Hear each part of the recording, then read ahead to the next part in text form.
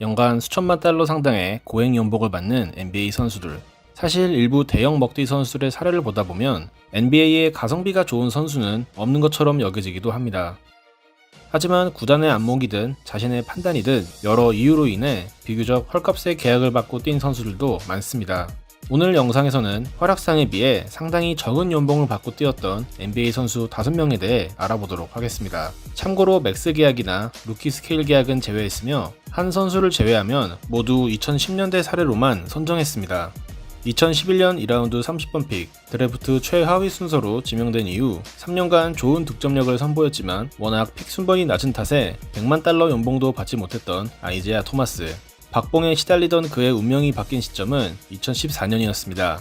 세크라멘토에서 피닉스로 트레이드된 토마스는 4년 2,800만 달러, 한화 320억 원 상당의 연장 계약을 맺게 됩니다. 당시만 해도 사이즈 한계가 뚜렷한 선수치곤 큰 규모의 계약이라는 비관론과 이미 평균 20득점을 기록했던 검증된 득점원이었기에 저렴하게 계약했다는 긍정론이 팽팽하게 대립되었지만 시즌 중반 보스턴으로 다시 트레이드된 토마스는 엄청난 활약을 펼치며 자신의 계약이 가성비가 좋았던 것임을 증명했습니다.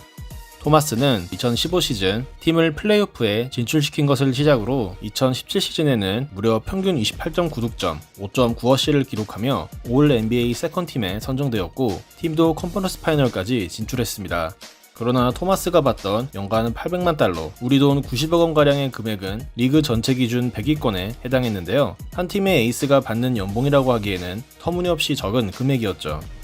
그 후 보스턴과 토마스의 행복하면서도 저렴한 동행은 3년간 이어졌지만 2018 시즌을 앞두고 부상에 시달리던 토마스는 클리브랜드로 트레이드되었고 기량을 회복하지 못한 그는 순식간에 전임의 신세로 전락하게 되었습니다.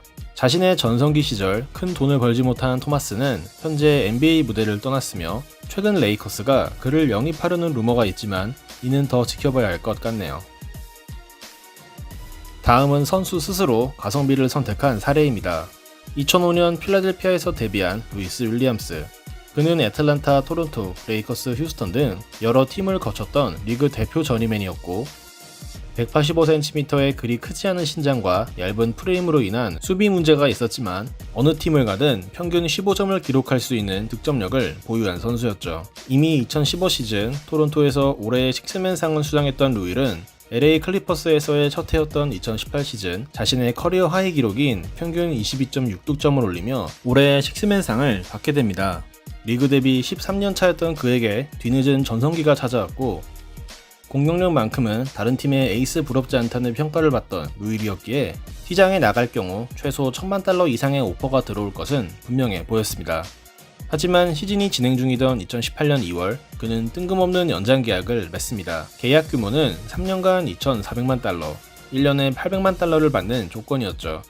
31세에 적다고 볼 수 없는 나이에 ACL 부상 경력이 있다고는 하지만 평균 20점이 보장된 선수의 연봉이라고 하기에는 지나치게 적은 규모였습니다. 루일은 인터뷰를 통해 연장 계약 이유를 밝혔는데요. 가장 큰 이유는 전임의 생활에 지쳤다는 것, 그리고 LA 생활에 대한 만족스러움이었습니다. 재계약 이후 2시즌간 평균 20득점에 가까운 기록을 유지하며 자신의 몸값인 90억 원 이상의 활약을 펼쳤던 루일은 2021 시즌 애틀란타로 트레이드되었지만 아직도 클리퍼스 팬들에게 루일은 특별한 존재로 기억되고 있습니다. 2009년 드래프트 7픽으로 골든스테이트에 입단한 커리는 2시즌 동안 괜찮은 활약을 펼쳤지만 리그 3년 차였던 2012 시즌 발목 부상을 당하며 26경기를 출전하는데 그치고 말았습니다.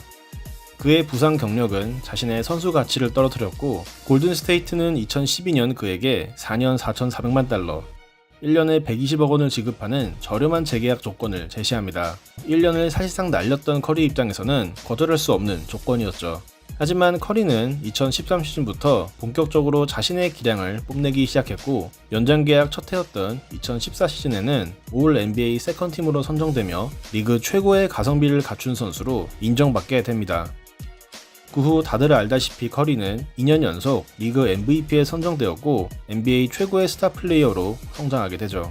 하지만 이미 자신이 선택한 계약 때문에 그의 연봉은 1200만 달러 수준이었고 이 때문에 그는 팀 내 연봉 4위에 불과했던 시기도 있었습니다. 참고로 2017 시즌 기준 커리의 몸값은 리그 전체 74위에 그치는 박봉이었는데요. 당시 그보다 몸값이 비싼 선수로는 필리핀 조던 클락슨과 마일스 플럼리, 브랜든 나이트 등이 있었습니다.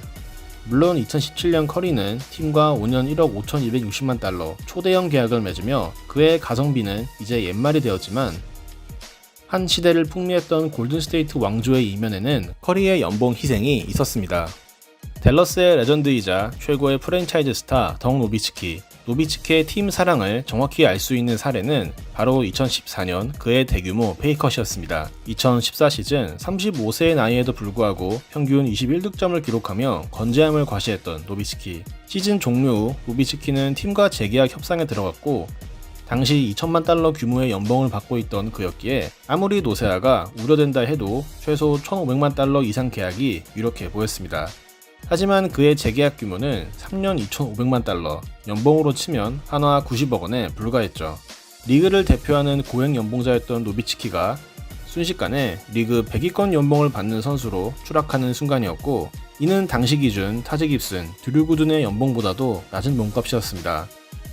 노비츠키는 댈러스 주전 5명 중 가장 낮은 연봉을 받는 선수가 되었는데요. 이 같은 대규모 페이컷은 팀 전력 보강을 위한 과감한 희생이었죠. 실제로 셀러리 캡에 여유가 생긴 댈러스는 챈들러 파슨스를 FA 시장에서 영입했고, 노비츠키는 파슨스에게 올 시즌 내내 자신의 전역값을 내라는 농담을 하기도 했습니다. 하지만 노비츠키가 계약 이후 2년간 꾸준한 활약을 펼친 반면 팀 슈퍼스타의 희생을 통해 영입한 파슨스는 전력에 별 도움이 되지 못했고, 댈러스는 2년 뒤 노비츠키에게 2,500만 달러 거액을 안겨주며 그의 희생에 보답하기도 했습니다. 2010년대 사례는 아니지만 가성비계의 레전드로 불리는 이 선수를 1위에 선정했습니다. 바로 스스로 노예 계약을 선택한 시카고 불스의 레전드 스카디 피펜입니다. 1987년 시카고에서 데뷔했던 피펜은 1991 파이널 도중 팀과 재계약에 합의합니다. 당시 자신의 커리어가 어디까지 성장할지 몰랐고 당장 11명의 가족을 부양해야 했기에 안정적인 계약이 필요했던 피펜은 에이전트들의 만류에도 불구하고 7년간 2,200만 달러 규모의 계약에 사인했죠. 물론 계약 첫해 피펜이 받았던 270만 달러의 연봉은 셀러리 캡의 20%를 피펜이 차지했다는 점과 당시 물가가 낮았음을 감안하면 적은 규모의 금액은 아니었습니다.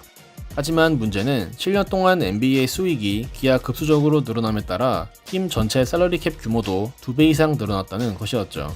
계약 첫해 리그 전체 16위에 해당하는 높은 연봉을 받았던 피펜은 계약 마지막 해였던 1998 시즌에도 변함없이 270만 달러를 수령받았고 그의 연봉은 우리 돈으로 30억, 리그 122위에 불과했습니다. 마이클 조던과 함께 시카고 불스 왕조를 구축했고 올 NBA 팀 7번, 올 디펜시브 팀 10번을 수상한 선수의 연봉이라고는 믿기지 않는 금액이었죠. 지금은 NBA 규정상 계약 기간은 아무리 길어도 5년을 넘을 수 없기에 지금 피펜과 같은 사례는 나올 수 없지만 당시 시카고는 옵트아웃 등 계약 내용을 바꿀 수 있는 권리도 넣지 않았고 피펜은 이를 그냥 수락하면서 NBA 최고의 노예 계약은 그렇게 탄생하게 됩니다. 다행히 시카고를 떠난 이후 피펜은 1,000만 달러 이상의 연봉을 받게 되었지만 여러 사업 실패로 재산의 대부분을 결국 날린 것을 보면 애초부터 피펜은 돈과 크게 인연이 없던 선수 같네요. 지금까지 NBA를 대표하는 가성비가 좋았던 선수들에 대해 알아보았습니다. 시청해주셔서 감사합니다.